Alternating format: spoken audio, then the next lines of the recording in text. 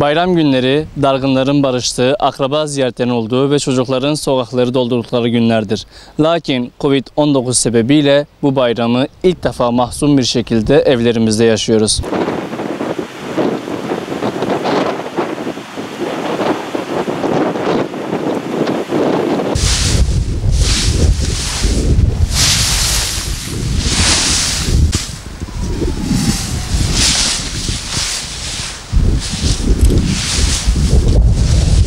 Alışık olmadığımız bir bayram yaşıyoruz. Sokağa çıkma kısıtlamasının ardından cadde ve sokaklarda olduğu gibi mezarlıklarda da derin bir sessizlik hakim.